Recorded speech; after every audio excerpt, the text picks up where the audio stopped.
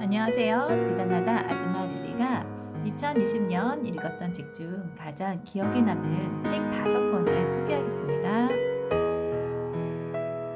단순히 책을 좋아하는 대단하다 아줌마 릴리가 추천하는 책이기 때문에 어렵지 않고 술술술 책장에 넘어가는 책들이니 꼭 한번 읽어보기 바라요. 첫 번째 추천 도서는 헤르만 헤세 작품인 수레바퀴 아래서입니다.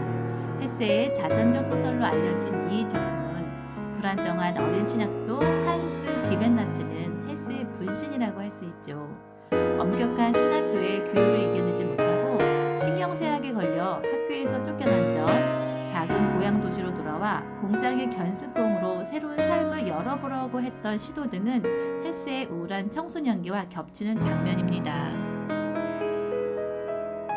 헤르만 헤세가 살았던 그 당시 독일에서는 해마다 4, 50명 정도 성적이 우수한 아이들만 나라에서 지원하는 신학교에 입학할 수 있었어요. 그 신학교를 졸업하면 부와 명예는 물론 존경의 시선을 한 몸에 받을 수 있었기에 신학교에 들어간다는 것은 엄청난 일이었죠.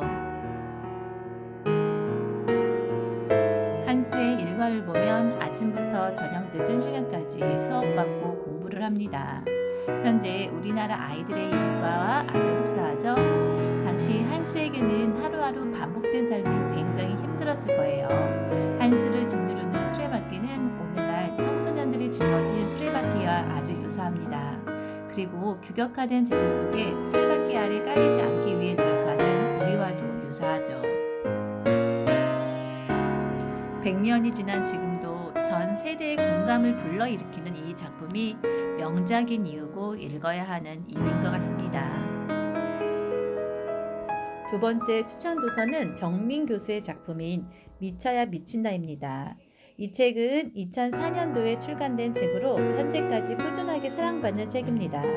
이 책은 박지원, 박재가, 정약용, 허균, 이덕무 등 18세기 조선의 지식인들을 분석한 책인데요. 그들이 함께 등장하는 소설이 아니라 그 한 사람 한 사람의 열정과 관계를 찾아내서 보여주는 평전 형태의 책입니다. 기억에 남는 부분 소개해 보겠습니다. 독서왕 이야기 김택신은 잠옷 엽기적인 노력가다.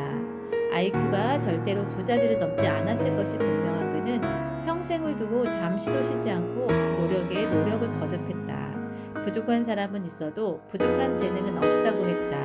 부족해도 끊임없이 노력하면 어느 순간 길이 열린다. 정약용과 강진시설 제자 황상의 이야기입니다.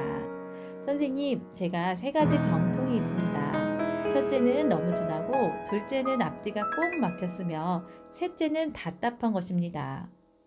배우는 사람에게 큰 병통이 3가지 있네. 내게는 그것이 없구나. 첫째는 외우는데 민첩한 사람은 소홀한 것이 문제다. 둘째로 글 짓는 것이 날리면 글이 들떠 날리는 게 병통이지. 셋째는 깨달음이 재빠르며 거친 것이 패단이다. 칼 필레머의 내가 알고 있는 걸 당신도 알게 된다면입니다. 이 책은 사회학자인 교수가 5년에 걸쳐 1000명이 넘는 70세 이상의 노인들과의 인터뷰를 통해 인생에 대한 조언과 지혜를 얻은 내용에 대한 결과물이죠. 기억에 남는 부분 소개해 보겠습니다. 나이를 먹는 것은 인간이 겪는 가장 낯선 경험이다. 아무도 벗어날 수 없다는 점에서 인류가 공유한 한 가지 공통점이라고도 말할 수 있다. 병은 쾌락의 이자. 병은 말을 타고 들어와 거북이를 타고 나간다.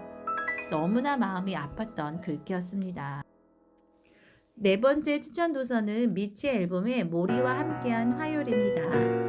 사회학 박사로 대학에서 학생들을 가르치던 모리는 어느 날 병원에서 루게릭병을 진단받게 되죠.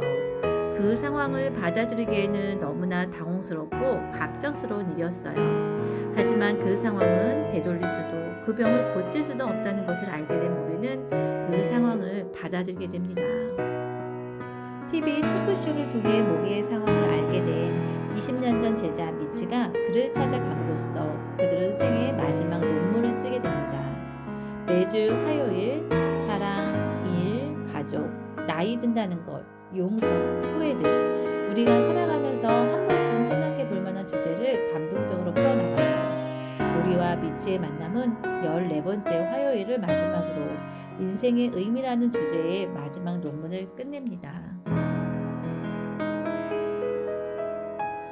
죽게 되리란 사실은 누구나 알지만 자기가 죽는다고는 아무도 믿지 않아.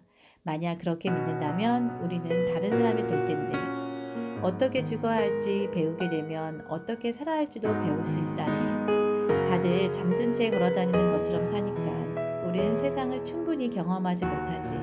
왜냐하면 해야 한다고 생각되는 일을 기계적으로 하면서 반쯤 졸면서 살고 있으니까. 마지막으로 5번째 추천 도서는 MJ 드마코의 부의 추월 차선입니다. 저자는 리무진 운전사로 일하다 리무진 예약 서비스를 창업해 30대 부자가 됩니다. 부의 추월 차선이란 부를 이루기 위해서는 인도도 서행 차선도 아니 추월 차선으로 달려야만 한다는 뜻입니다. 저자는 오전 9시부터 오후 6시까지 일하며 월급의 일부를 저축하는 성실한 삶은 서행 차선으로 달리는 것이라고 주장합니다. 돈을 받고 시간을 팔고 있는 우리는 인생을 변화시키는 일부터 시작해야 합니다. 휠체어에 탄 백만장자는 부럽지 않다. 젊은 나이에 일과 돈에서 해방되어 인생을 즐겨라. 인생의 진정한 황금기는 당신이 젊고 지각 있고 생기 넘칠 때다. 부자든 가난한 사람이든 시간은 똑같이 소유하고 공유하며 소비한다. 무엇보다 시간의 채무라는 점 잊지 마시기 바랍니다. 지금까지 대단하다 아즈마 릴리가 추천하는 책을 소개했습니다. 아무쪼록 2021년은 좀 더 폭넓은 독서로 지혜와 가능성을 경험하시기 바랍니다. 영상이 도움이 되셨다면 구독과 좋아요